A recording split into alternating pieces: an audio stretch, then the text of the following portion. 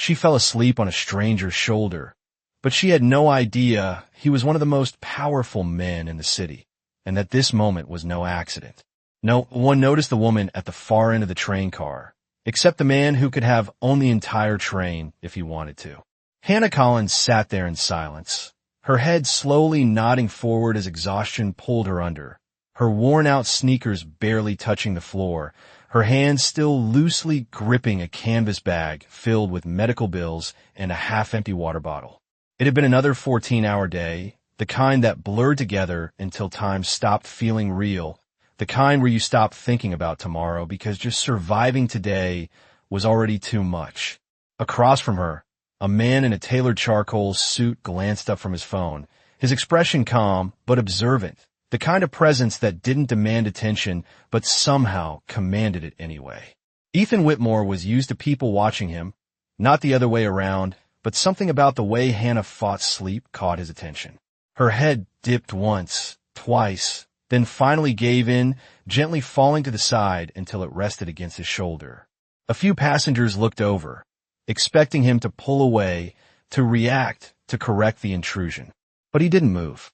Instead, he stilled completely, as if any movement might wake her, his gaze shifting slightly as he studied her face, noticing the faint crease between her brows, the quiet tension even in her rest, the kind that didn't come from one bad day, but from a life that hadn't given her much room to breathe. The train rattled softly along the tracks, the city lights flashing through the windows in streaks of gold and white. But inside that small moment, everything slowed down. Ethan subtly raised a hand when his driver, seated a few rows ahead, turned to check on him, a silent signal that said everything without a word. Don't interrupt. Minutes passed, maybe more, and still he didn't move. For the first time that day, Hannah Collins was finally resting, unaware that the man she leaned on had just canceled a meeting worth more than most people made in a year. When she stirred slightly, her hand tightening around the strap of her bag, Ethan spoke softly, almost to himself, "You needed this."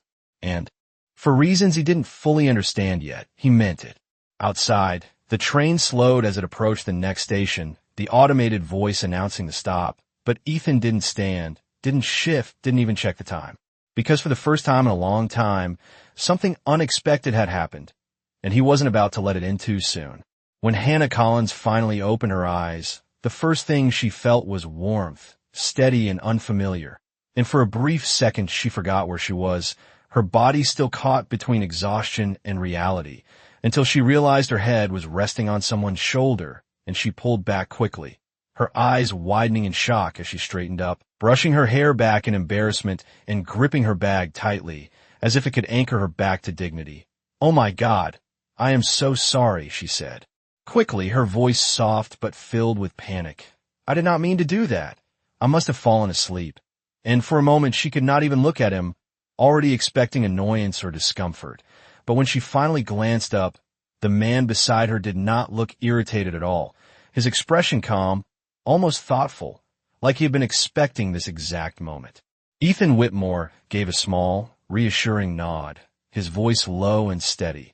"It is all right, you look like you needed the rest." And something about the way he said it made her pause because it did not sound like politeness. It sounded like he meant it, like he had noticed more than just a stranger falling asleep on him. Hannah let out a quiet breath, still flustered. "Still, that is not something you just do to people on a train," she said with an awkward half-smile, trying to recover, and he gave a faint hint of a smile in return, the kind that did not fully show but softened his presence just enough to make her feel slightly less out of place. The train slowed again, the hum of the tracks easing as another station approached, and for a second Hannah considered getting off early just to escape the embarrassment, but her body reminded her she still had a long way to go, and more importantly, a small boy waiting for her at home who would ask why she looked so tired again. Ethan glanced briefly toward the window, then back at her, noticing the way her fingers tightened around the worn strap of her bag, the edges frayed from use, the weight inside clearly more than just everyday items, and he asked gently, "Long day?" It was a simple question, but it landed heavier than she expected, and she hesitated before answering, because telling the truth would mean admitting just how hard things had become, yet something about his tone made it difficult to brush off. Something like that, she replied quietly, her eyes drifting down for a moment before she forced a small shrug. Just work and life. You know how it is, though the way she said it made it clear that life had not been particularly kind lately. Ethan nodded slowly, but he did not press further, and that restraint, that choice not to pry, made her feel unexpectedly at ease. A notification buzzed softly from his phone, lighting up the screen with a message labeled urgent, followed by another, and then another, but he did not check it right away, his attention still partly on the woman beside him who was trying very hard to hold herself together. Hannah noticed the phone eventually, the polished design, the subtle but unmistakable signs of someone who lived in a completely different world than hers, and instinctively she straightened her posture, creating a small distance between them, as if she had just realized she had crossed an invisible line. "I should probably let you get back to whatever you were doing," she said, her tone more formal now, a quiet shift back into the role she knew too well, the one where she did not belong in spaces like his. But Ethan did not move, did not reach for his phone, and instead he said something that made her look at him again, this time with genuine confusion. "I already am." And for reasons she could not explain, that answer stayed with her longer than it should have, because it did not feel like the end of a conversation. It felt like the beginning of something she did not yet understand. The train doors slid open with a soft chime, and a wave of cool evening air drifted in as a few passengers stepped off, replaced by others who barely glanced at the quiet moment unfolding between Hannah and Ethan, and for a second it felt like the world had reset around them without either of them moving forward. Hannah adjusted the strap on her shoulder again, her fingers brushing against the folded papers inside her bag, and she quickly looked away, as if the reminder of everything waiting for her outside this train was too heavy to face just yet. But the silence between them was no longer awkward. It was something else, something unsettled but not uncomfortable. Ethan finally glanced down at his phone, the screen now filled with missed calls and messages marked urgent, his assistant's name appearing more than once. But instead of reacting immediately, he locked the screen and slipped it back in his pocket, a decision that would have seemed unthinkable just an hour ago. Hannah noticed that, even if she did not fully understand it, and she gave a small, polite smile, the kind people use when they're about to step out of someone else's world. "This is my stop," she said softly, though the train had not fully halted yet, as if saying it early would make leaving easier. Ethan looked toward the platform, then back at her, his voice calm but carrying a subtle weight. "Do you always rush out of places this quickly?" The question caught her off guard, and she let out a quiet breath, almost a laugh, but not quite. "Only when I feel like I do not belong there," she admitted, the honesty slipping out before she could stop it. For a brief moment, neither of them spoke, and then Ethan said something that made her hesitate again. "You might be wrong about that." The train came to a complete stop, the doors opening fully now, and people began to move past them. But Hannah stayed seated for just a second longer than she needed to, her instincts pulling her in one direction while something unfamiliar held her back. Finally, she stood up, smoothing her jacket as she avoided looking directly at him. "Thank you for earlier," she said, her voice quieter now, more genuine, and he nodded once. "Get home safe, Hannah." She froze. Her name had not come up in their conversation, not once, and slowly she turned back, confusion clear in her eyes. "I do not remember telling you my name," she said, her voice careful now, searching for an explanation that made sense. Ethan held her gaze. For a second, just long enough to make the moment feel intentional. Then he gave a small, almost dismissive gesture toward her bag. "It is written right there," he said calmly. Hannah instinctively looked down, her breath catching slightly as she saw the faint, worn label stitched near the top, her name barely visible from years of use, and she let out a small, embarrassed exhale, shaking her head at herself. "Right, of course," she said, though something about the timing still felt strange. A voice announcement echoed through the station, urging passengers to clear the doors, and this time Hannah stepped off, her shoes meeting the platform as she turned once more, just briefly, her eyes finding Ethan again through the open doorway. He had already shifted his gaze forward, composed, distant, as if the moment had ended for him the second she stood up. But as the doors began to close, there was the faintest pause in his expression, something unreadable, something unresolved. And as the train pulled away, carrying him back into a world she could not imagine, Hannah stood there for a second longer than she needed to, unaware that this was not the last time their paths would cross, and even less aware that for Ethan Whitmore, this had never been a coincidence at all. Hannah Collins walked up the cracked concrete steps to her apartment building, the dim hallway light flickering as it always did. And for a moment she stood still outside her door, adjusting her breathing as if she could leave the weight of the day outside before stepping in. But she knew better than that. Life did not pause just because she was tired. As she unlocked the door, it opened halfway before a small voice called out, "Mom!" And instantly her expression softened, the exhaustion still there, but pushed aside by something stronger, something that kept her moving no matter how heavy everything felt. "I'm home, sweetheart," she replied gently, stepping inside and closing the door behind her, her eyes landing on her 6-year-old son, Noah, who sat curled up on the couch with a blanket wrapped around him, his hair slightly messy and his eyes fighting sleep, just so he could see her. "You are late," he said quietly, not accusing, just stating a fact, and she smiled softly, setting her bag down near the door. Before walking over and kneeling beside him, brushing his hair back, "I know, I am sorry, it was a long day," she said, her voice warm but tired. Noah studied her face for a moment, as if he could read more than she was saying, and then asked the question she always hoped he would not notice. "Are you okay?" Hannah paused for just a second, then nodded with a small smile. "I am now," she said, and that part was true at least a little. She helped him settle back under the blanket, checking his temperature out of habit, her fingers lingering for a second longer than necessary, as if reassuring herself that he was really there, safe. And when he finally drifted off to sleep, she sat there beside him, her shoulders slowly relaxing in the quiet. But as the silence settled in, her thoughts drifted back to the train, to the stranger who had not pushed her away, who had spoken to her like she was not invisible, and most of all, to the way he had said her name. It should have been simple, just a label on a worn bag, but something about it felt too precise, too intentional, as she shook her head slightly as if dismissing the thought, because overthinking small moments was a luxury she could not afford. Across the city, high above streets filled with noise and movement, Ethan Whitmore stepped out of a private elevator into a quiet, polished office space where everything was exactly as it should be, controlled, efficient, predictable, and yet for the first time that day, it felt strangely out of place. His assistant, Claire, approached him almost immediately, tablet in hand, her tone professional but edged with urgency.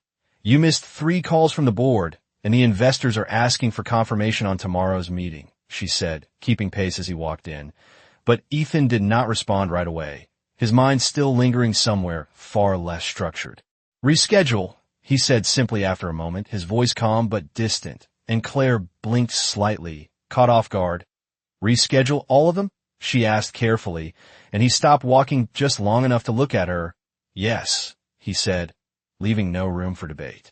As she nodded and stepped away to handle it, Ethan moved toward the floor-to-ceiling window overlooking the city, his reflection, faint against the glass, and for a brief moment, he allowed himself to replay the image of a woman too exhausted to stay awake, leaning on a stranger without knowing who he was.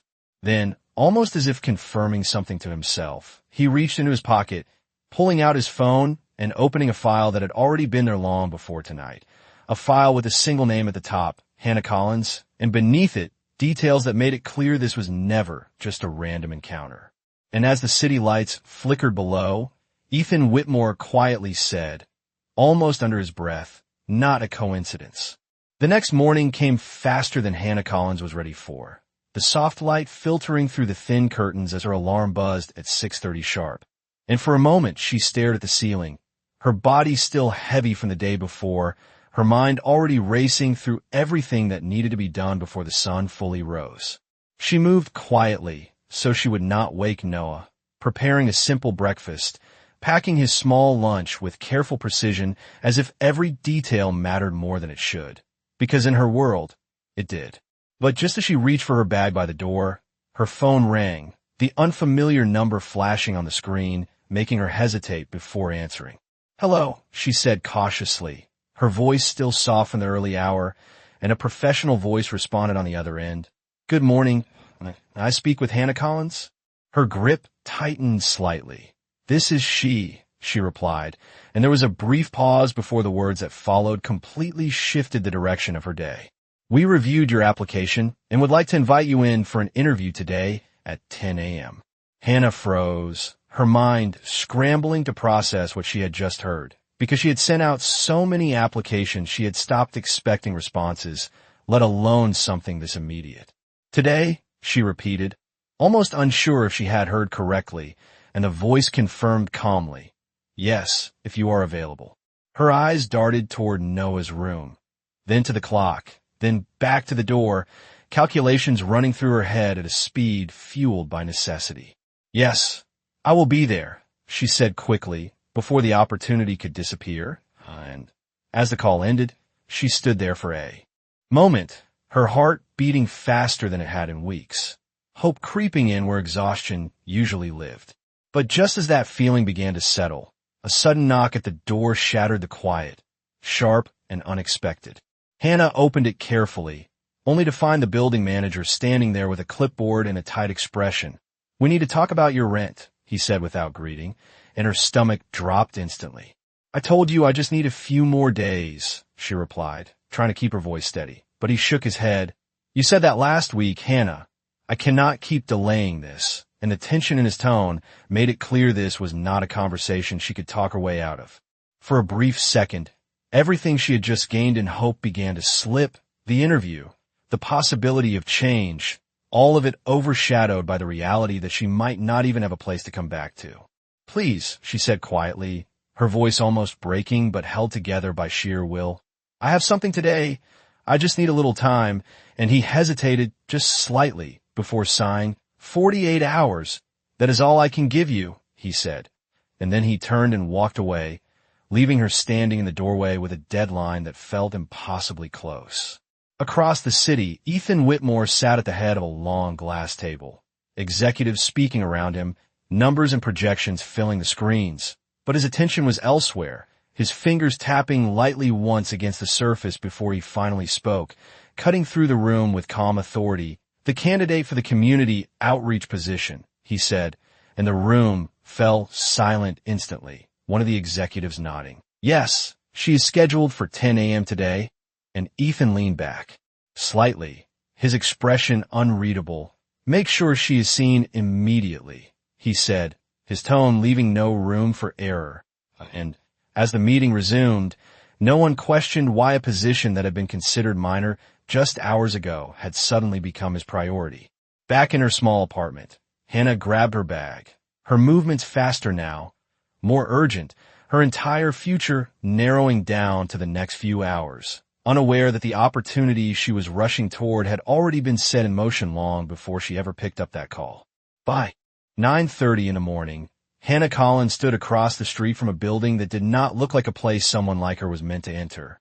The glass exterior reflecting the city in clean, perfect lines, every detail polished in a way that made her suddenly aware of the worn edges of her coat and the scuffed tips of her shoes, and for a brief moment she considered turning around, telling herself it was a mistake, that they had called the wrong person, that she did not belong here. But then she thought of Noah, of the 48-hour deadline, and she forced herself to take a step forward. Inside, the lobby was quiet in a way that felt expensive, the kind of silence that came from order, not emptiness. And as she approached the front desk, she adjusted her posture slightly, trying to look more confident than she felt. "I am here for the 10 a.m. interview," she said, her voice steady but soft, and the receptionist glanced at her screen before immediately straightening, her tone shifting into something more attentive. "Of course, Ms. Collins, they are expecting you," she said, which made Hannah pause for just a fraction of a second, because the certainty in her voice did not match what she had expected. A few minutes later, she was being escorted upstairs, the elevator ride smooth and silent, her reflection in the mirrored walls making it impossible to ignore how out of place she felt, but also how determined she had become. When the doors opened, she was guided into a conference room far larger than she anticipated, sunlight pouring in through tall windows, a long table stretching across the center. And for a moment, she wondered if there had been a mistake because this did not look like a standard interview setting. "Please, have a seat," the assistant said politely before stepping out, leaving Hannah alone with her thoughts, her hands resting on the table as she took a slow breath, grounding herself.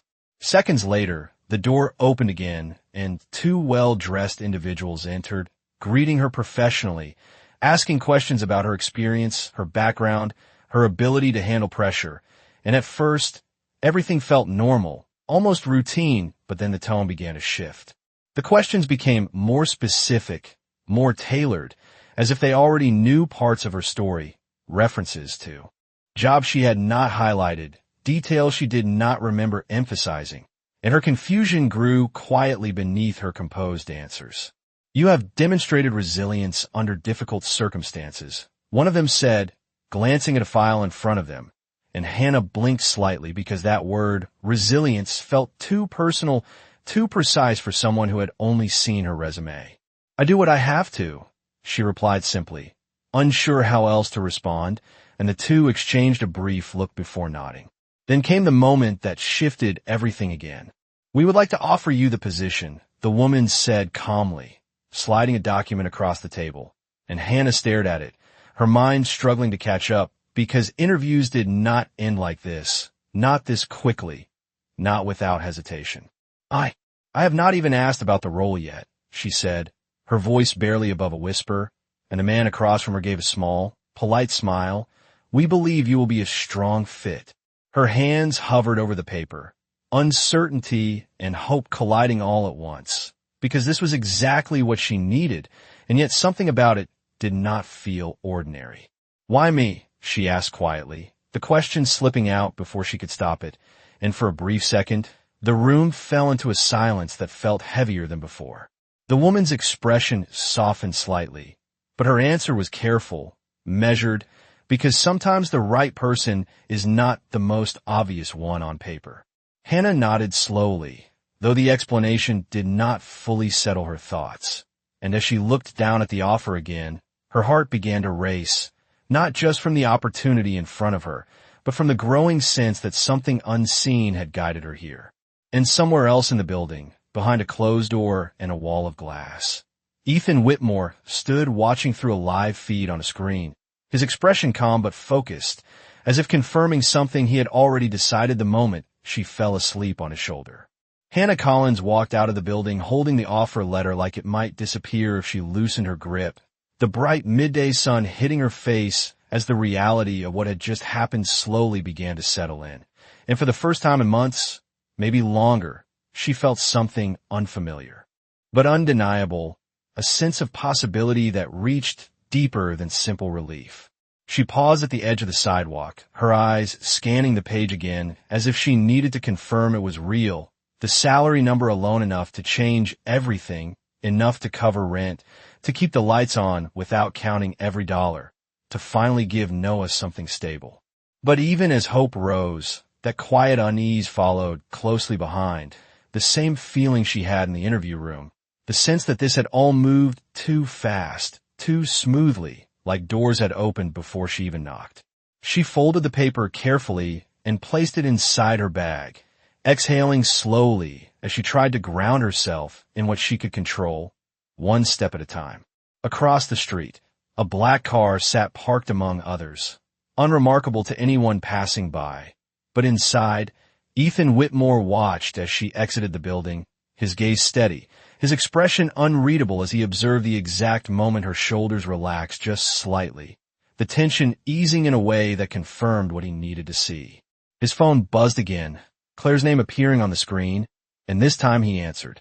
"Everything is in place," she said, her tone efficient. She accepted the offer, and Ethan's eyes remained on Hannah as she began to walk down the street, blending back into a world that had no idea how close she had just come to something much larger. "Good," he replied simply, but Claire hesitated on the other end, something unspoken lingering before she finally asked, "Do you want to proceed with the next step?" There was a brief pause, just long enough to suggest this decision carried more weight than the others, and Ethan finally responded, "Not yet," before ending the call. Meanwhile, Hannah's phone rang again, pulling her out of her thoughts, and when she saw the name on the screen, her chest tightened instantly. It was Noah's school. "Hello," she answered quickly, her voice edged with concern, and the calm but serious tone on the other end immediately shifted her focus. "Ms. Collins, Noah is not feeling well today. We think it would be best if you could pick him up." Every ounce of relief she had just felt was replaced with urgency, her mind snapping back into the reality she knew too well. "I'm on my way," she said without hesitation, already turning toward the nearest transit stop, her steps quick and purposeful, the job offer momentarily forgotten as her priorities realigned instantly.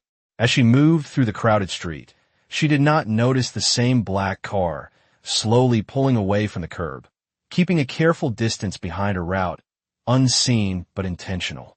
Inside, Ethan leaned back slightly, his gaze thoughtful now, not just observant, as if he was measuring more than outcomes, as if he was trying to understand something deeper than a simple decision. He had seen people succeed, fail, rise, fall, all within carefully controlled environments. But Hannah Collins did not move like any of them, her choices driven by something he could not quantify on a report or predict with numbers. And as she disappeared into the flow of the city, rushing toward her son without hesitation, Ethan Whitmore realized that whatever this was, it was no longer just an experiment or a calculated decision. It was becoming something far more complicated than he had planned. Hannah Collins pushed through the glass doors of the school, her breath slightly uneven from the rush, her eyes immediately scanning the front office until she spotted Noah sitting quietly in a chair, his small frame wrapped in a light blanket that looked too big for him. And the moment he saw her, his face softened with relief. "Mom," he said, his voice weaker than usual, and she was beside him in seconds, kneeling down, her hand gently resting on his forehead, her expression tightening with concern but controlled because panic was something she could not afford. "Hey, sweetheart, I am here," she said softly, brushing his hair back, her touch careful and steady. And the receptionist approached with a polite but sympathetic look, explaining that he had felt dizzy during class and had not been able to focus. Hannah nodded, listening, but her attention never fully left Noah, her instincts already shifting into problem-solving, into protecting, into doing whatever needed to be done next. "Thank you for calling me," she said sincerely, helping him stand, his small hand gripping hers as they walked out together, his steps slower than usual, and as they reached the sidewalk, she crouched slightly to meet his eyes.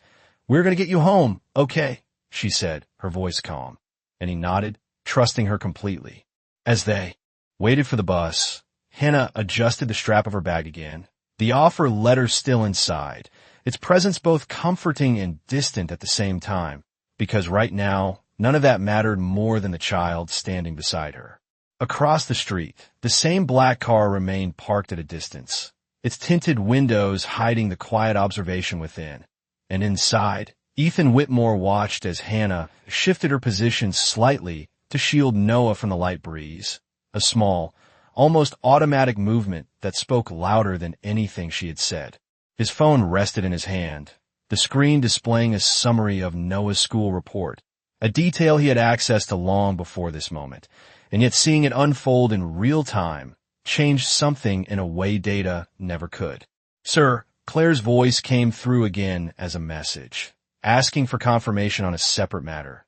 But Ethan did not respond immediately, his attention fixed on the scene in front of him, the simplicity of it, the clarity of her priorities, the way she did not hesitate even for a second when her son needed her.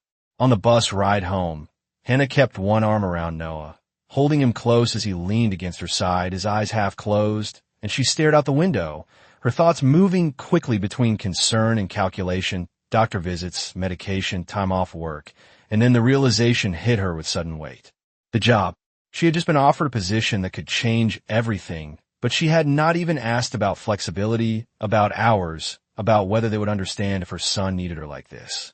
Her chest tightened slightly. The earlier hope now mixed with uncertainty, because opportunities like that did not come twice, and yet neither did the responsibility she carried every single day.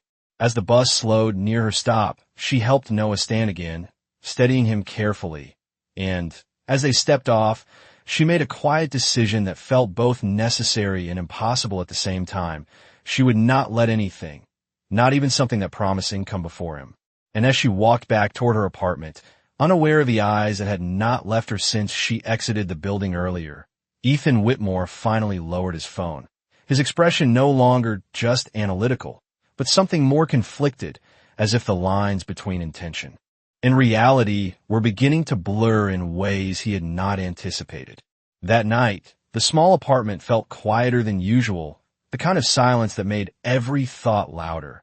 And as Hannah Collins sat on the edge of the couch with Noah resting beside her, his breathing finally steady as sleep took over, she stared at the folded offer letter in her hands, the paper now slightly creased from being held too tightly for too long.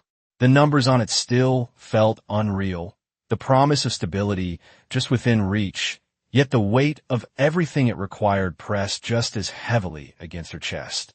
She glanced down at Noah, her fingers gently brushing his hair again, a habit she did not even notice anymore.